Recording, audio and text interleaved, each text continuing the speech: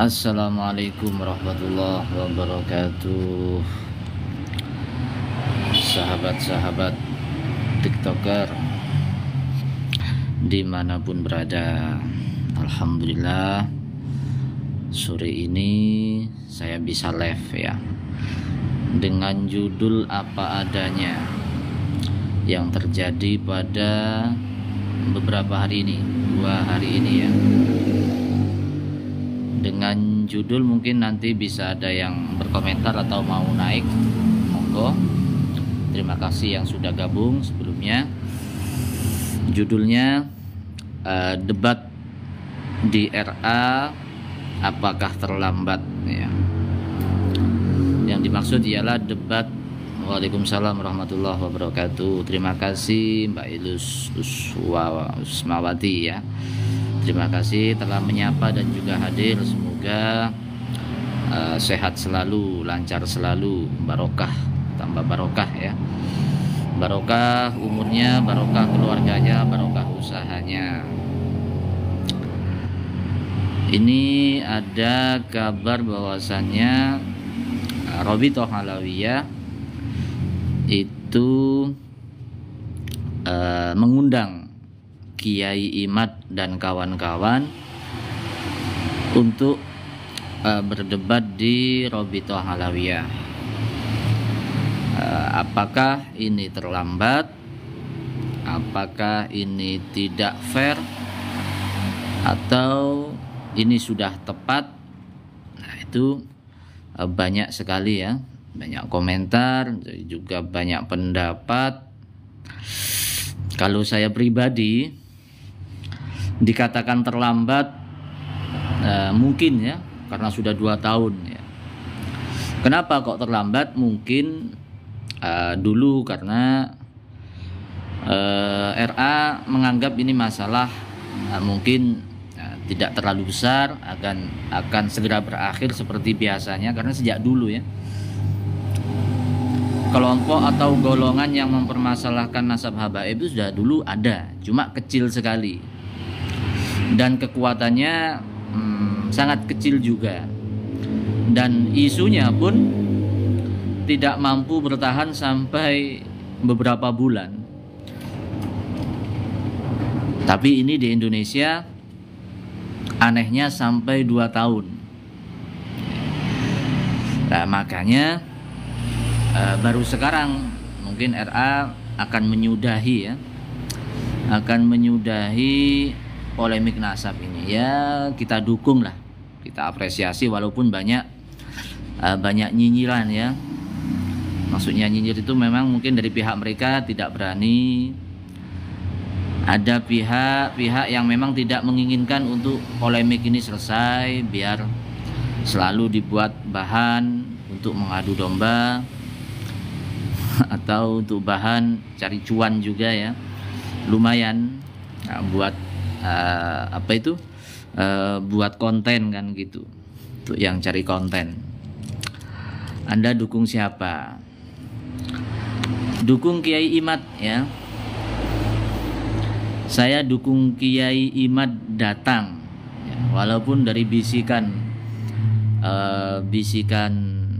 teman-temannya itu tidak boleh datang, tapi saya dukung Kiai Imad datang karena beliau yang bertanggung jawab.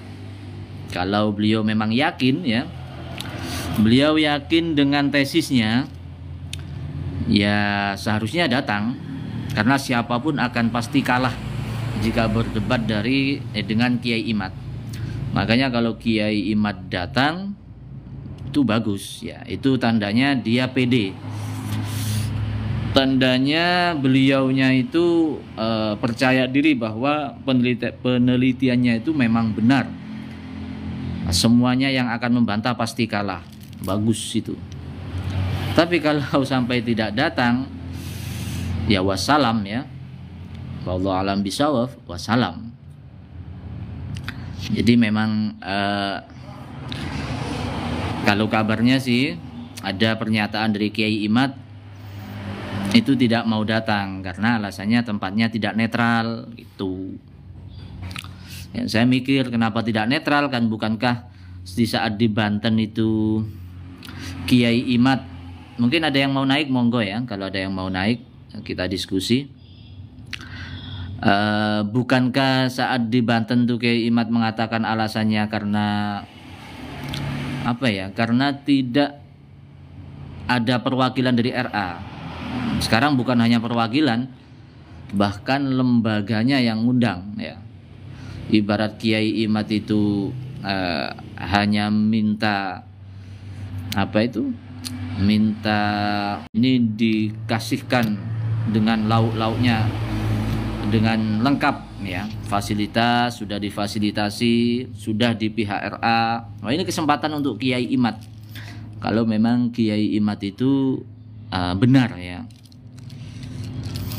di Banten, karena alasannya ketuanya tidak datang, ngapain debat sama murid. Iya ya, ini malah di kandangnya ya, di kandangnya RA. Seharusnya kesempatan ini saya dukung sekali, ya. Kalau Kiai Imad itu nanti benar hujahnya secara ilmiah, ya saya ikuti Kiai Imad nanti. Itu ya, karena ilmiah. Justru menurut saya lucu kalau Robitoh yang undang Kiai Imad. Ya enggak apa-apa lah, Robitoh kan, Robitoh itu kan dulunya sudah bersabar. Masya Allah, kesabaran Robitoh itu Masya Allah.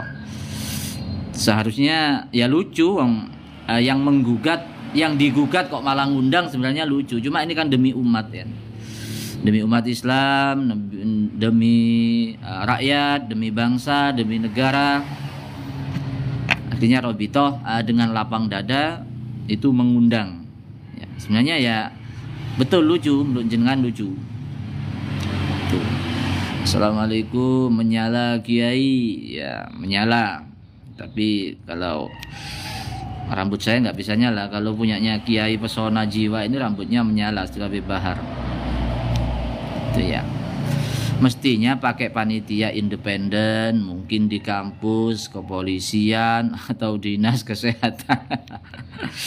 Sebenarnya RA itu secara etis ya, secara etis, karena mungkin sebagai yang digugat kurang etis lah ya. Tapi sudah sangat berbaik hati RA itu. Masalah keamanan itu pasti aman, jangan khawatir. Minta kepolisian bisa, atau PWI didatangkan, insya Allah monggo ya. Nggak, Robitoh ini Maroki. Robitoh nggak ada paniknya, ngapain panik? Cuma demi umat saja. Robitoh atau Habaib itu dalam isu nasab ini, betul kata Habib Taufik, itu tidak ada masalah. Ini hanya karena di umat itu saling caci maki, saling apa, itu ya demi itu. Kalau ke Robitoh aja tidak ada masalah, saya kira tidak ada masalah. Padahal nggak perlu datang kalau ke Robitoh. Alasannya apa tidak perlu datang ini? Padahal yang membuat masalah itu kan Kiai Imad, dan bahkan awal statementnya itu 3 hari 3 malam siapapun siap berdebat kan begitu. Diundang nggak datang, mintanya ngundang, ini gimana? Loh iya, siapa ini? Nilbeken. Diundang nggak datang, mintanya ngundang, ini maksudnya gimana? Ya yang benar itu yang pihak penggugat seperti Kiai Imad itu datang, tidak usah diundang. Kalau Kiai Imad itu ngundang, itu namanya yang gimana? Yang nggak ngerti ya, nggak ngerti tata caranya menggugat ya, atau nggak ada adab lah ya. Ya betul, kalau RA itu diundang keluar secara kelembagaan itu sudah betul, karena RA itu berlembaga hukum, sudah resmi, ada apa itu, dilindungi negara. Seharusnya yang menggugat itu yang datang.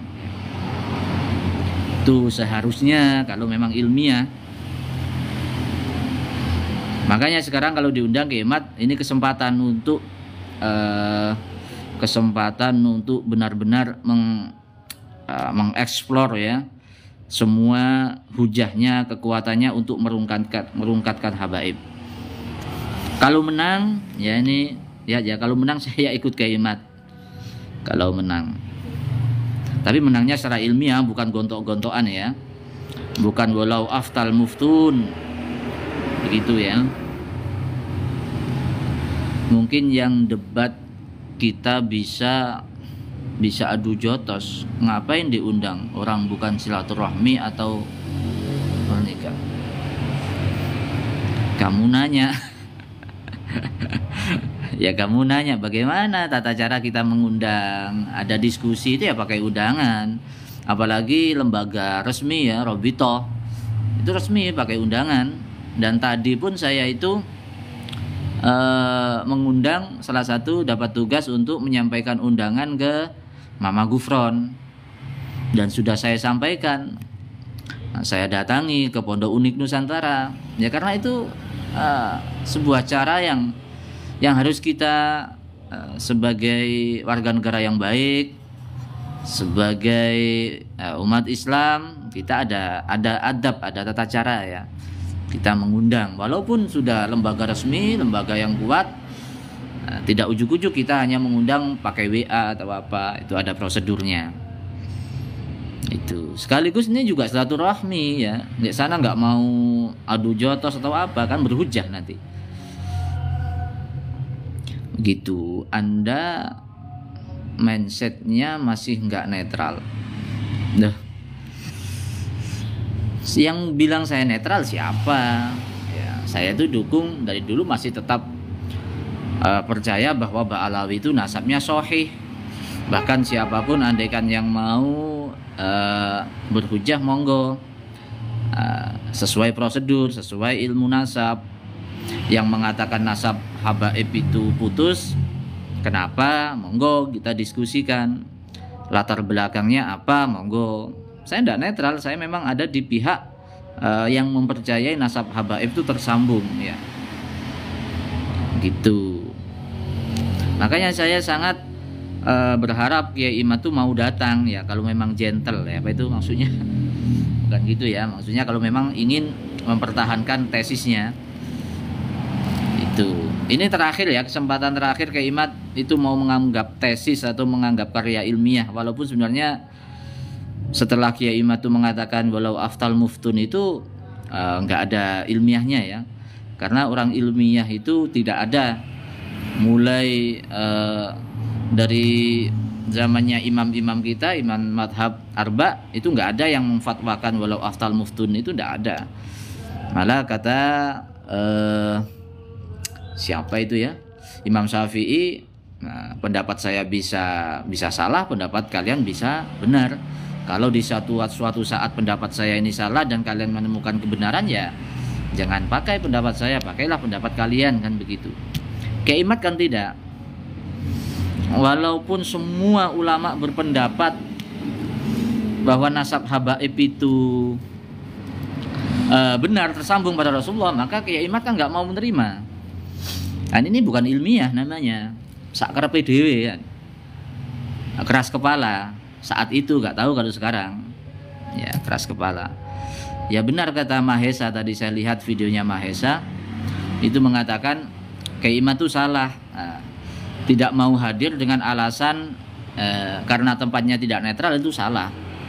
Seharusnya Kiai Imad itu tidak hadir karena dia sudah mempunyai komitmen semua ulama itu salah, yang betul Kiai Imad. Pertahankan itu saja sudah.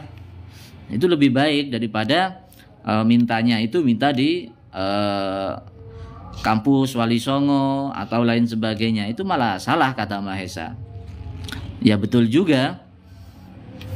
Tapi Mahesa ya itu pandangan Mahesa sih, yang suka intrik kemana-mana ya. Mahesa itu sok netral ya, sok netral. Soy angin Mahesa. Terima kasih yang sudah gabung, yang sudah tap-tap ya. Yang sudah tap-tap. Tap-tapnya yang banyak dong ya. Saya juga gak begitu ngerti, cuma seneng aja lah ya. Sudahlah, Indonesia perlu damai, sejuk, nyaman dan tentram.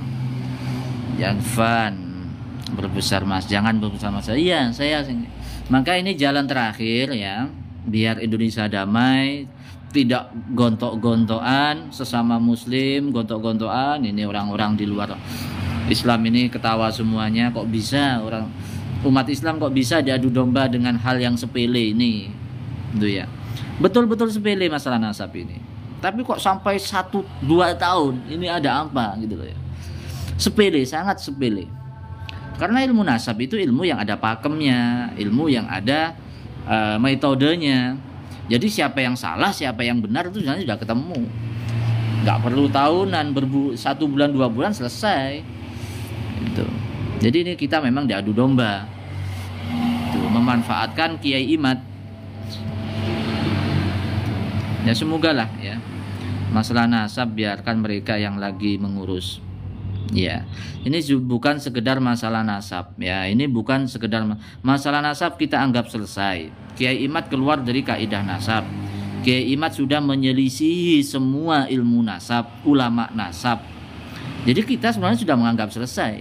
Cuma orang-orang yang berkepentingan, orang-orang yang berdiri di atas isu nasab ini yang membabi buta, yang mengadu domba antara ulama dengan habaib, kiai, dengan apa itu, dengan keraton, dengan kesultanan, muhibbin, dengan atas nama pribumi, antek Ba'alawi, antek Yaman. Itu adalah kata-kata provokasi yang sebenarnya itu dilarang oleh undang-undang ya. Cuma kenapa kok dibiarkan? Kenapa? Ada apa? Ini sebenarnya. Itu mungkin ya, RA itu melihat dari itu mempunyai tanggung jawab karena isu nasab ini berdiri di atas nasab habaib, mempunyai tanggung jawab demi umat, demi bangsa, demi negara.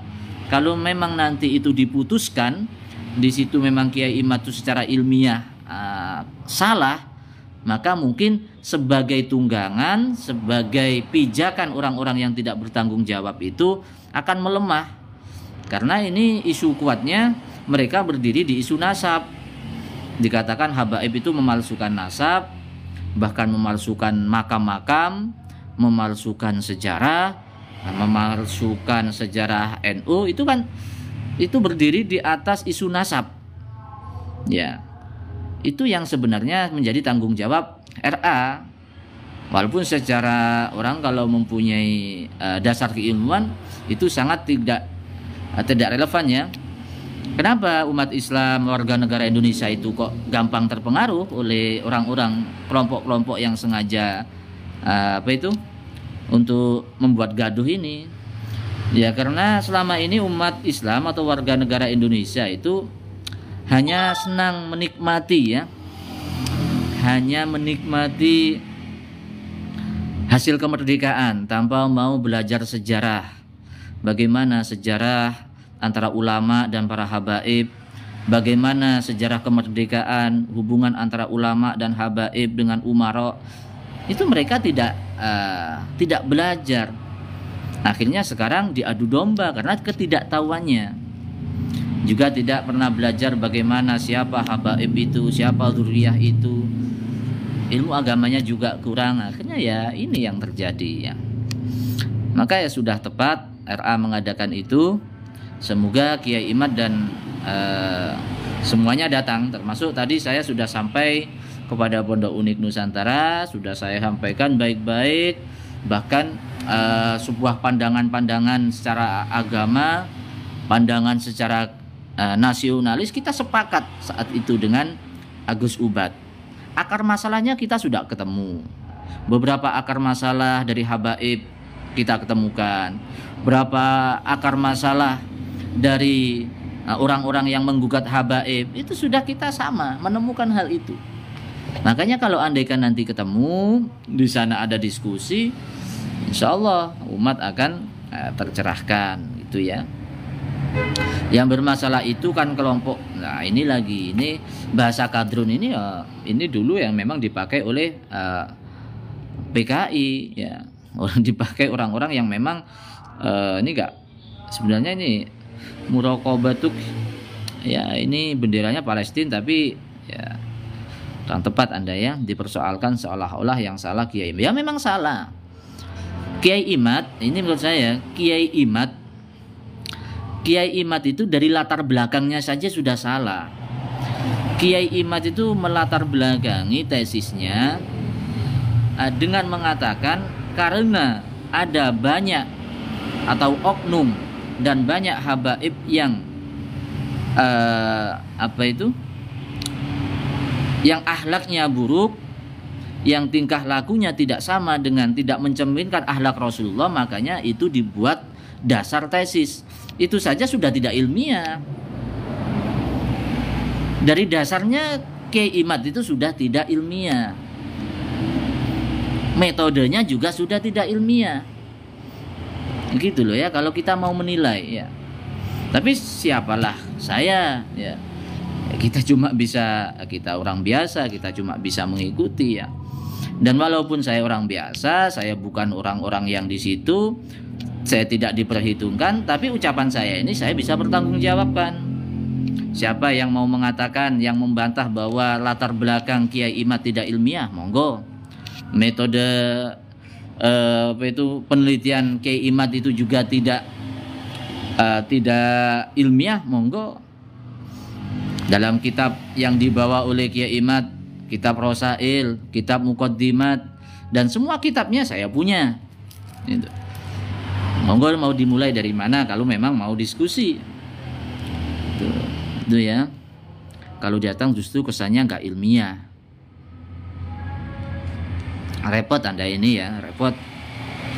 Kalau jantan datang dong untuk rungkatkan nasab Alawi ya. Harus itu Kiai Imad, jangan mau dibisikin oleh yang sejak dulu mengatakan dibisiki tidak boleh oleh Kiai Khos, tidak boleh oleh teman-temannya, tidak boleh. Itu mereka itu setan-setan semua. Yang ingin menghancurkan Kiai ilmunya Kiai Imad ya, yang mengendalikan Kiai Imad. Kiai Imad yakin punya tesis, punya dasar, bahkan dasarnya itu siapapun ulama sedunia akan dilawan, bahkan ulama sedunia salah, berarti kan kuat. Kenapa? Takut hanya karena tempat, dijamin keamanannya. Saya termasuk mau menjadi jaminan. Kalau Kiai Imad tidak aman di Robito, ada sesuatu dari Robito, saya jaminan, saya di penjara tidak apa-apa. Ini ya, tulis catat ini. Saya pendukung ya, pendukung Kiai Imad. Kalau Kiai Imad itu sampai ada sesuatu saat ada di Robito, saya berani jadi jaminan. Ya, itu. Di sana ya, kepolisian semua harus di sana. Kenapa RA cari makan di NU? Kalau RA dilindungi hukum, 12 pertanyaan nggak dijawab. 12 pertanyaan itu sudah dijawab semua ya. Kenapa RA cari makan di NU? Ini Anda ini menfitnah ya. Siapa ini? Mana ada RA cari makan di NU? Apa maksud Anda ini? Saya pendukung Ba'alawi, tapi saat ini saya mendukung Kiai Imad untuk datang. Kalau Kiai Imad menang, saya ikut Kiai Imad. Kalau ada apa-apa dengan Kiai Imad, saya tanggung jawab. Saya siap ditumbalkan. Ya. Ini demi umat, biar cepat selesai.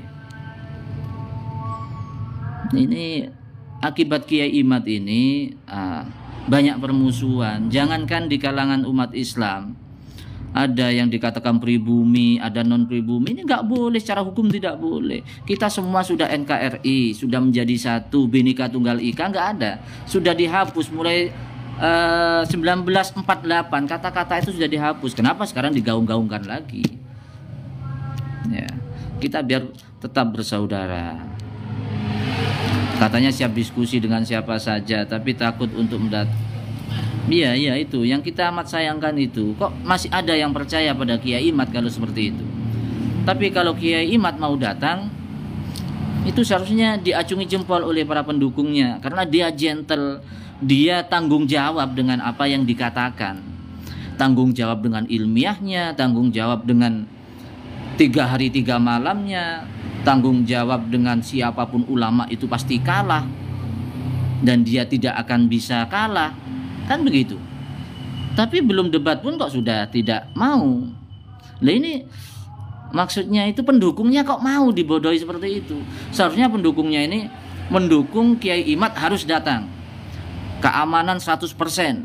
Minta keamanan kepolisian, Polri, Polda Jabar, PWI kerahkan Jabar. Jangan sampai ada FPI di sana kalau takut. Gitu persyaratan gitu. Tapi tetap dilaksanakan acara debat itu. Jadi pendukung kok malah gembos-gembosi. Ya kan kesannya itu kalian takut ya, takut. Saya tidak mondok, tapi saya tahu kalau perkataan Oknum Bahar Zina itu persepsi Anda ya, tapi saya bisa mempertahankan ya. Kalau ada yang salah, ya mengakui salah. Habib Rizik pernah salah, Habib Bahar pernah salah, mengakui salah. Kalau yang potongan-potongan itu masih bisa kita bela. Itu ya. Saya berharap semua damai. Beda pendapat itu hak asasi karena Nabi tidak mengajarkan saling hujat. Iya, betul.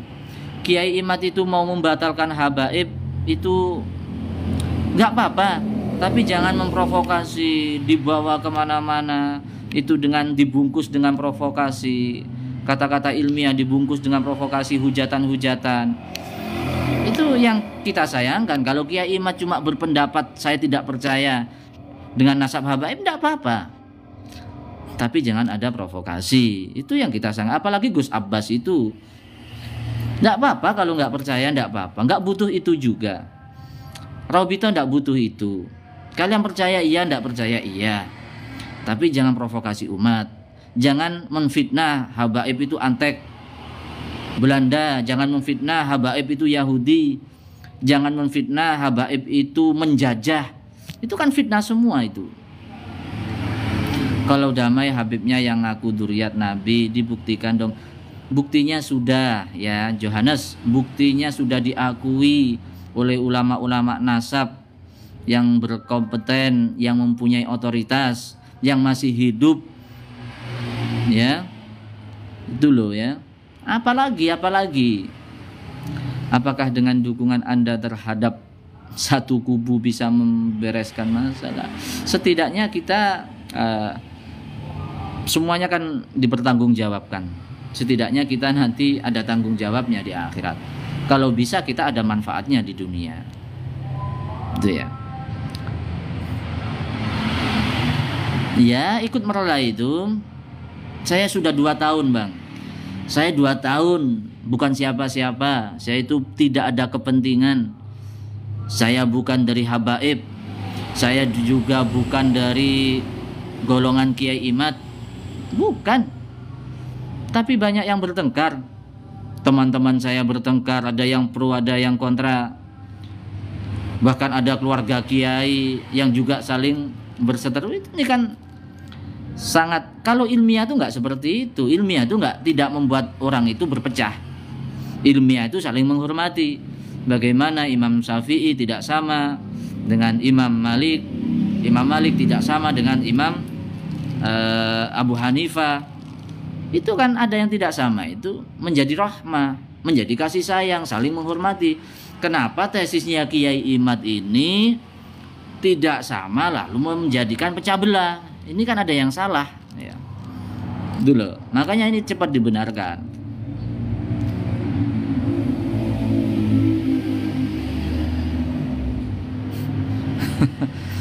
Di mana nih tesis Kiai Imad sudah diteliti 100 orang profesor. Profesornya profesor ahli apa?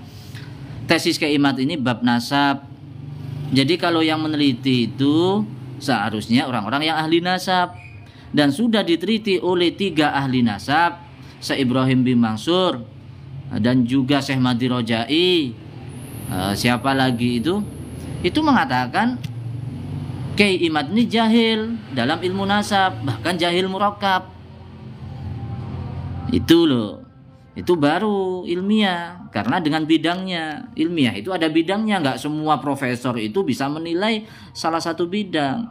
Seperti ada salah satu yang mengaku profesor doktor dalam ahli pakan ternak, pakan hewan, lalu dia mengaku ahli dalam nasab. Itu kan salah kaprah gitu. Jadi ada kaidah-idah itu idza wusidal amru ila ghairi ahlihi fantadiri sa'ah. Jika ada pakar-pakar yang mengatakan sesuatu bukan pakarnya, ya akan rusak. Betul juga kata Imam Syafi'i juga seperti itu. Ilmu itu ada sanadnya. Barang siapa yang tidak berbicara sesuai sanad keilmuan, maka akan menimbulkan ajaib, keajaiban, keanehan. Itu mengutip perkataan dari Ibnu Mubarak. Ya. Ibnu Mubarak itu adalah masanya tabi'in ya. Makanya kalau belajar jangan setengah, baca sedikit, cari tahu, baru bisa simpulkan. Ngaco, yang ngaco siapa? Belajarnya apa? Anda mau belajar tentang tesis Kiai Imad, tentang metode Kiai Imad, mau belajar tentang latar belakang Kiai Imad, kitab-kitab yang dipakai Kiai Imad ada semua. Nih, saya punya semua. Biar tidak dikatakan saya ngaco, ya. Saya biar tidak dikatakan hanya asal ngomong. Ada semua kitab Kiai Imad. Metode-metode Kiai Imad ngambil dari sini. Yang kalau baca tidak diteruskan, kalau baca diartikan sesuai keinginan Kiai Imad, saya bisa pertanggungjawabkan itu. Ya. Kitab-kitab nasabnya ada semua. Ada semua. Ya. Maaf, bukan sombong, cuma saya itu membela bukan asal membela. Ya. Kamu nanya sejarah Habib tidak ada. Yang bilang kamu tidak ada siapa? Siapa? Imam Ibnu Hajar dalam kitabnya. Ini sejarahnya Habaib ada di sini. Nama-nama Habaib sebagai guru Imam Ibnu Hajar ada di sini. Ini kitabnya Imam Ibnu Hajar. Kamu tidak percaya dengan Imam Ibnu Hajar? Tanya percaya dengan ulama-ulama Nusantara, siapa yang paling terkenal? Sayyasin Al-Fadani. Ini ada kitabnya Sayyasin Al-Fadani. Di sini ada sejarahnya Habaib, sanad-sanadnya beliau dari Habaib banyak di sini. Ini dari Nusantara. Apakah masih kurang dari Sayyid yang bukan dari Habaib? Dari siapa? Said Maliki. Di sini Said Maliki juga ada. Di sini sanad-sanad Said Muhammad Al-Maliki, sejarahnya ada. Habaib ada, sampai tersambung pada Rasulullah, sanad keilmuannya. Minta dari siapa lagi? Karena bukan NU. Mau cari yang NU. Yang NU ada di sini. Ini kayak Hasyim Asy'ari. Mau berhujah pakai apa? Ya, janganlah kalian mau dibodohi orang-orang yang tidak tahu ilmunya, ya. Umat Islam sudah ya, kita itu sudah 2 tahun ya diacak-acak karena hanya isu nasab, padahal kepentingan mereka bukan ini. Ada kepentingan besar di balik orang-orang yang menunggangi isu nasab ini. Siapapun itu. Ada yang kepentingan politik, ada yang kepentingan moral, kekuasaan, hal apapun bukan dalam kekuasaan negara ya. Dan juga ada yang kekuasaan dalam negara, semua itu ada. Ini kita sudah sabar, Habaib sudah sabar selama 2 tahun. Habaib itu diinjak-injak hanya kepentingan mereka, bermacam-macam kepentingan. Ya, jadi semua ada sejarahnya. Jadi bukan asal-asalan. Ya. Ada bahasan masalah Cianjur, Kak Gus. Nggak, saya tadi mohon maaf ya. Tadi saya memang nggak ingin menyinggung itu, walaupun saya poinnya ada di situ, ada poin yang saya dapatkan dari situ tadi. Ya. Kalau bisa yang katanya 100 profesor yang sudah tesis keimat itu diundang. Nah ya, itu yang profesor yang sudah itu diundang, mumpung waktunya masih ada. Nenek moyang kita memperjuangkan Indonesia, sedangkan Habib tidak ada setelah merdeka. Kamu nanya ya, saya punya bukunya, sejarah kemerdekaan, peran-perannya para habaib ditulis semua. Yang nulis bukan hanya habaib, ya, sejarawan kemerdekaan ada semua di situ. Bagaimana perannya Habib Ali Kuitang, bagaimana perannya Habib Sa'ad Sahab, dan semua ada itu. Banyak sekali peran habaib di kemerdekaan itu. Makanya jangan menghilangkan sejarah, jangan tinggalkan jas merah. Kibah Rawi, monggo kalau Anda mau mempertanyakan apa. Saya bukan sok tahu, saya kitabnya saya sudah kasih tahu semua. Kalau ada yang mau menggugat monggo ya. Kitab dasarnya, kitab metodenya, semuanya, sejarahnya saya punya.